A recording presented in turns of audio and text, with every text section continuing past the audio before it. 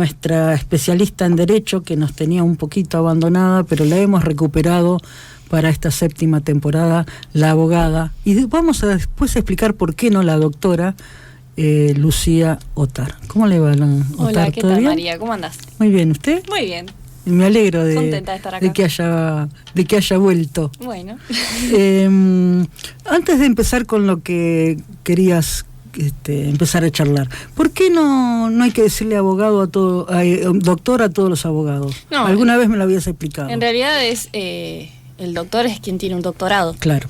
Y no todos los abogados tienen un doctorado. Exacto. Claro. Te diría que la mayoría no lo tiene. Claro, y se hacen llamar doctor. Sí, y para cubrir el ego de los abogados, la Corte sacó una norma interna, digamos, llamada acordada, que permite llamar doctor, pero en minúscula, no mayúscula, claro. Doctor a todos los abogados o doctoras. Entonces le podemos decir doctora Agustina, encima le digo. Lucía Otar.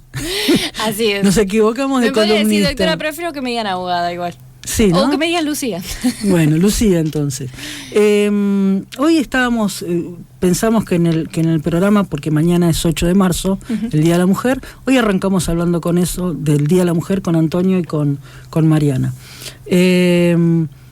¿Cómo ves vos desde tu lugar, desde tu trabajo, desde tu profesión, el tratamiento que se le da a la mujer en los distintos ámbitos laborales? La verdad es que,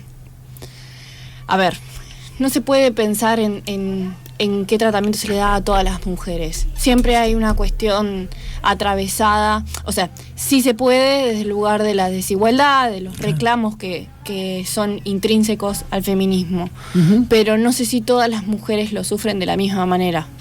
Creo que eso pasó siempre según el estamento social al que perteneces. Claro. Y pasó históricamente. Hoy hay muchas mujeres, la mayoría grandes, digamos, de mujeres de 50 y pico, 60 y pico, que no se consideran feministas, por ejemplo. Sin embargo, son mujeres que tal vez hasta tienen cargos jerárquicos, claro, que son mujeres que han tenido éxito laboral, entre comillas.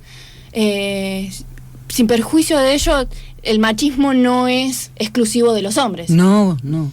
Y al no considerarse feminista también pasa por una cuestión de la vehemencia con la que se discuten, para mí, ¿no? Es mi opinión. La vehemencia con la que se instala el tema. ¿Y desde qué lugar, desde de fanático, fanática, exacto, discutís esta cuestión? Pero se pierde de vista cuál es el registro histórico de lo que se reclama y la vigencia de lo que se reclama. No es solo una cuestión, un dato que quedó en el pasado. No, está bien. Y no sé si es falta de empatía, por ahí es medio fuerte decirlo así, pero sí es perder de vista las dificultades que tienen todas las mujeres y la generalidad de las mujeres para a lograr esa igualdad, que no es solo igualdad ante la ley, es igualdad en todo sentido, solo porque ellas han tenido éxito o perdiendo de vista cuáles son las desigualdades estructurales, ¿no? Hace un ratito dijiste algo interesante que me gustaría volver a eso. Las mujeres de cierta franja etaria, dentro de la cual me incluyo, no son feministas. ¿Por qué? Habría que preguntarle a ellas. Ah, bien. Pero es una cuestión de generación, seguramente. No, yo se lo atribuyo a una cuestión de generación. Ajá. Entiendo que cuando se instala un tema de forma tan polémica, ¿no? Y más que estos reclamos tienen ese carácter, ¿no? De cuando se explota políticamente, sí, se habla en todos los ámbitos y termina como a mucha gente agotándola. Frente a ello, las reacciones tal vez es de llevar, no sé si la contra, por decir una forma, pero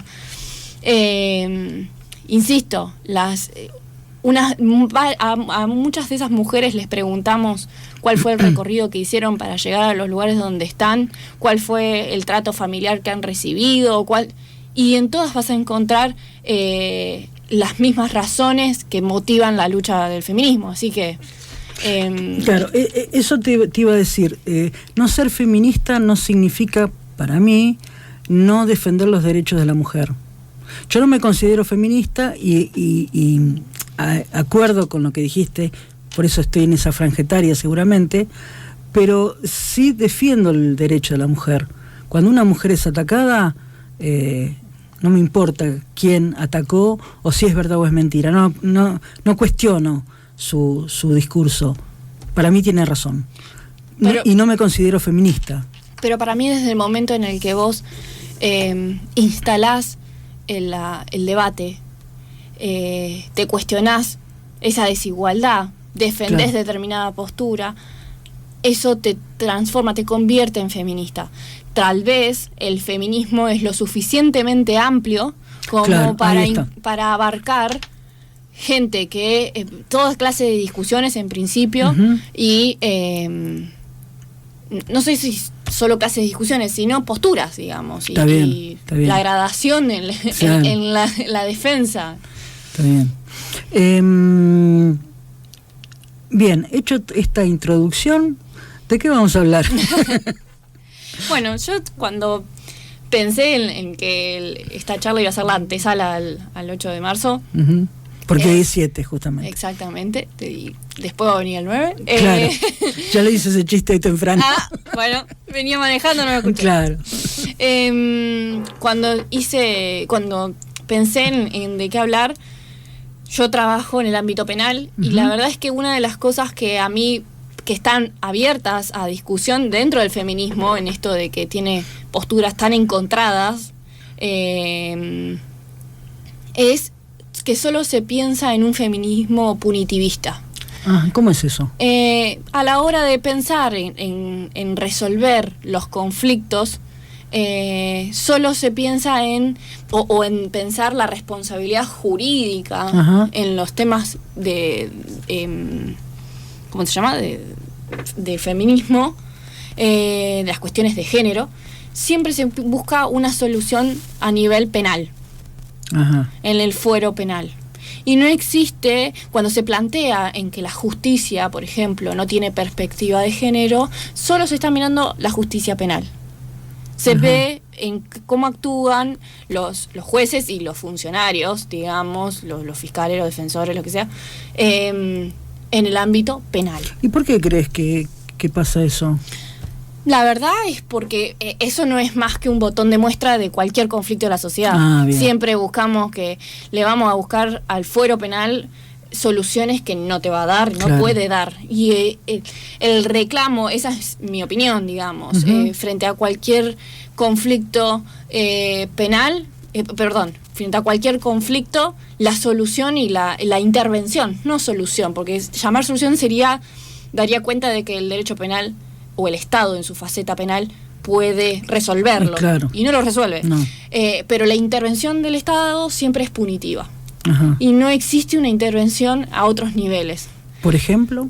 Y recientemente, por ejemplo, tuve una formación, un contacto con grupos.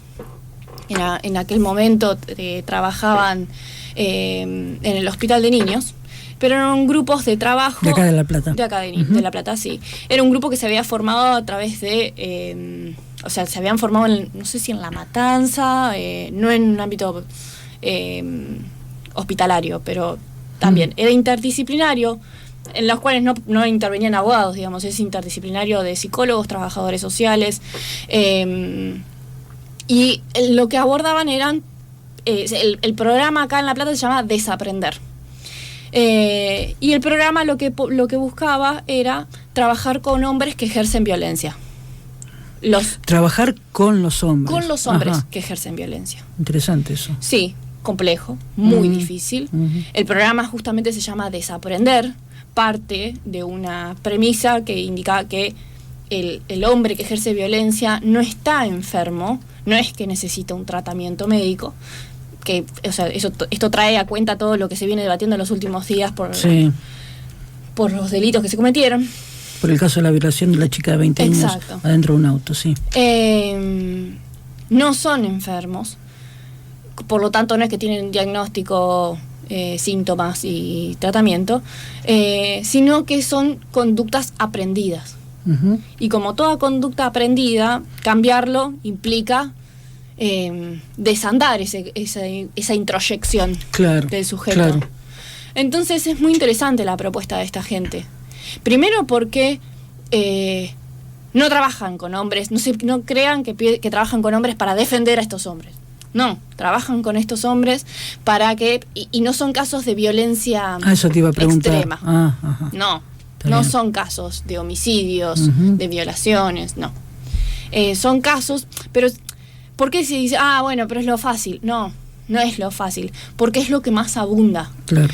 Si bien a nosotros nos explotan en los medios de comunicación, medios masivos de comunicación, con noticias de cuando existe una afectación grave a la integridad física o la integridad sexual, lo cierto es de que las mayores violencias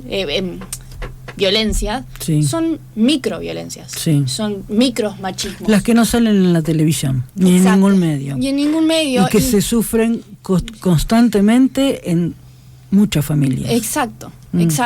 O en muchos trabajos para familias, abrir trabajos, un poco más. Exacto, claro. Abrir el juego. Claro. Entonces esa clase de violencia es la que agarrada a tiempo, evita un desenlace horroroso, ¿no? Y era muy interesante, el espacio de formación duraba, no sé si fueron 7, 8 encuentros, no alcanza para exponer toda la experiencia de ellos. ¿En qué quedó este programa? Primero que es un programa que se es autogestivo. Autogestivo, claro. No existe un respaldo del Estado, ni para la formación de la gente, ni para llevarlo a cabo. Muy coherente. Es completamente absurdo. Desde ya que empezaron a funcionar mucho antes de que existiera, por ejemplo, un Ministerio de la Mujer. Claro.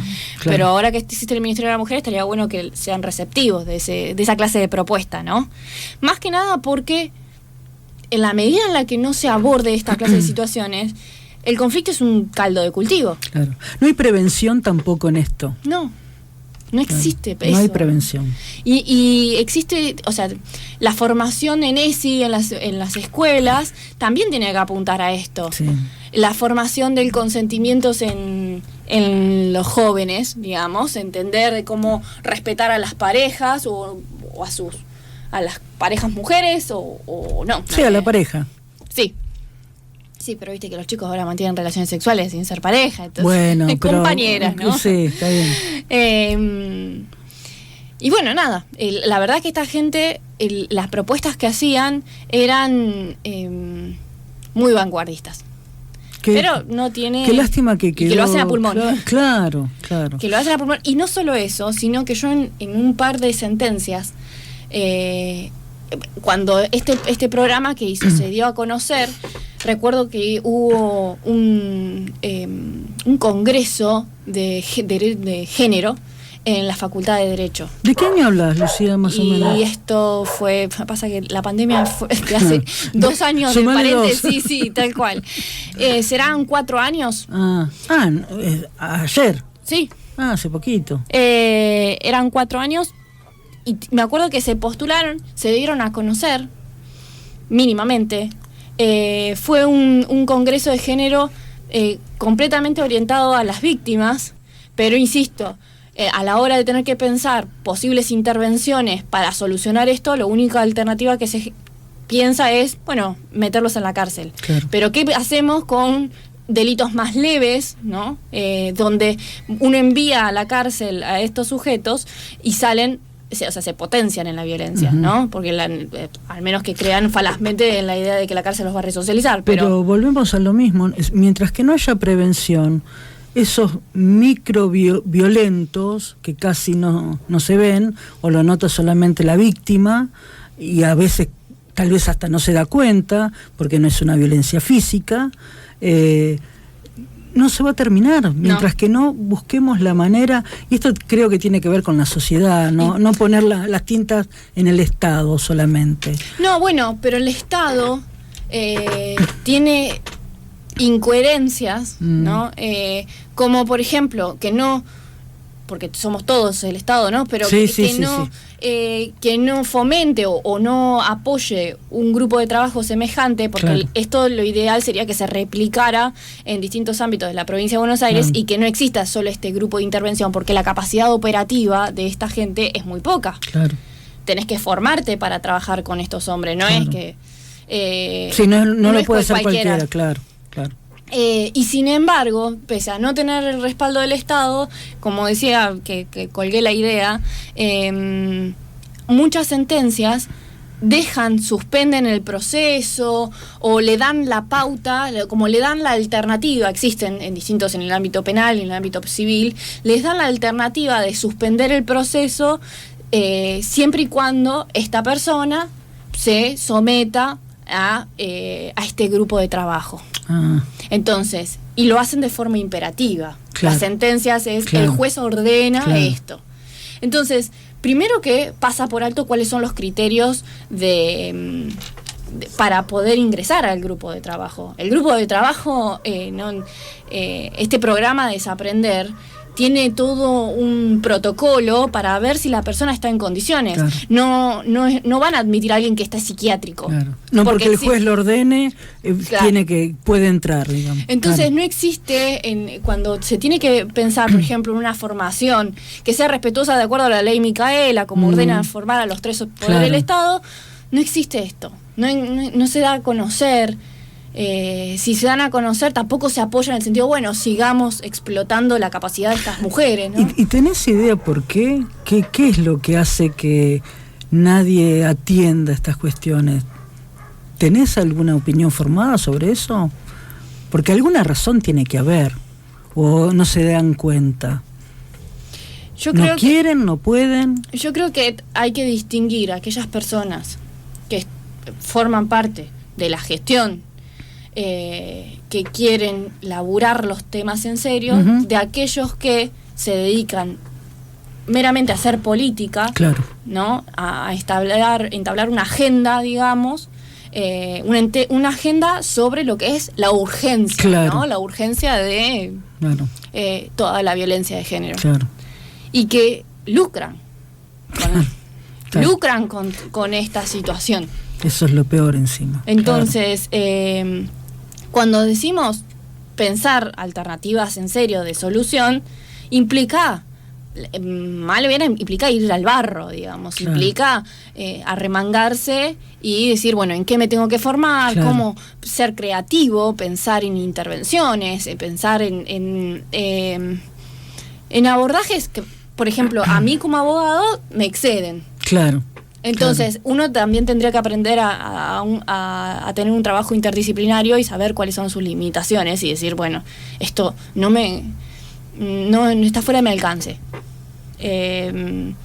Entonces, hay una crítica a los abogados y por otro lado hay una cuestión de que el Estado mismo me parece que no trabaja en pos de solucionar o pretender solucionar conflictos. Por ejemplo, hay falencias. En los últimos años se intentó remendar esto, pero por ejemplo en generar información.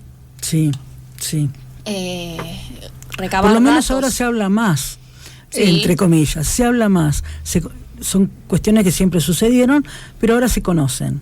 Exacto. Pero no pasamos de ahí. Exacto. Digamos, la información es la herramienta que vos tenés para tomar la decisión política, tomar gestión, ¿no? Claro, pero nada más que eso. Exacto. Se supone que insisto, que el Ministerio de la Mujer viene a aportar eso, pero en esta idea, por ejemplo, de que el feminismo solo tiene respuestas punitivistas, ¿no? Que solo se busca que lo resuelva el derecho penal. Primero, que el derecho penal llega tarde, ya lo he dicho anteriormente acá. Si tiene que intervenir el derecho penal es porque los derechos de la mujer ya se vieron vulnerados. Y en segundo lugar, porque de alguna manera, si nosotros pensamos, estoy pensando cómo decirlo de forma clara, sin herir susceptibilidades. Dígalo, si quiere. No, a ver, cuando nosotros pensamos en que la intervención solo es penal, aún en esa idea no existe el trabajo no interdisciplinario, sino intersectorial, que permita abordar, no sé si mal, bien, por lo menos abordar el tema. Si nosotros vamos a mandar a alguien a la cárcel, por ejemplo, en la cárcel trabaja el Ministerio de el Ministerio de Seguridad, digamos, ¿no? El Servicio Penitenciario. Sí. Trabaja el Poder Judicial, porque el responsable de la detención es un juez siempre.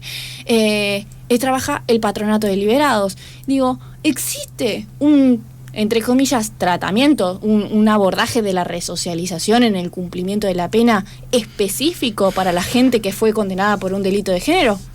O la ejecución de la pena va a ser igual que para todos. Casi que te diría lo mismo que para los procesados. Entonces, el Ministerio de la Mujer, como una propuesta lo tiro, digamos, siendo no tirando todas pálidas, sino para como una idea a proyectar. El Ministerio de la Mujer podría pensar en cómo es la ejecución de las penas de las personas que están detenidas y que fueron condenadas por un delito de género. Y no va a ser lo mismo, porque el ejercicio de violencia no fue el mismo para aquellos que cometieron un homicidio, un abuso sexual, o los que están imputados de lesiones, amenazas, daños porque le pegaron a la puerta en un ataque de calentura y rompieron la puerta.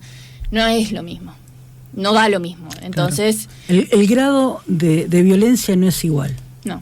Está bien. Y eso es lo que se tiene que atender como para arrancar, digamos. Exacto. Bien. Exacto. Y aparte, esta idea de un tipo que bebe alcohol o se droga y empieza a golpear a la mujer, a golpear a los hijos, rompe cosas, amenaza, tenés que tal vez, o sea, pensar primero en que deje el consumo de sustancias.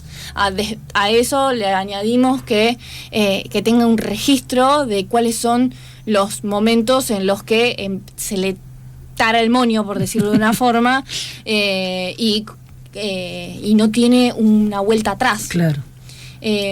Todas estas cuestiones eran, tal vez una mujer de estas, hay hombres también, que formaban parte de este equipo de Desaprender, lo puedan explicar mejor.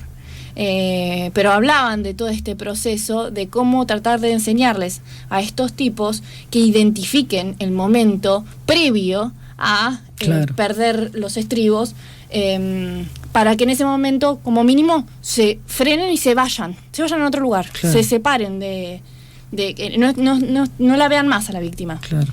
Si ellos adoptan este ejercicio, tal vez por lo menos evitamos por lo menos probar si se puede. Sí. Por lo menos eso. Insisto, igual, mientras que no se trabaje con los hombres, vamos a lamentar víctimas, ¿no? Seguimos. Sí. Lucía, un gustazo que estés acá. No sabemos cuándo volverás. Yo ya no digo, un día. Algún día, las obligaciones laborales me tienen la tarea. Y otras. Algún día Lucía Otar, nuestra especialista en Derecho, va a volver porque es un tema aparte que me parece que tiene como otra mirada desde la ley, darle la vuelta a este tema tan complicado y no se puede ni siquiera abordar en media hora, solucionar, desde ya que no. Ni vos, ni yo, ni Mariana, creo que no estamos capacitadas para hacerlo. Gracias, Lucía, nos estamos encontrando un día de estos.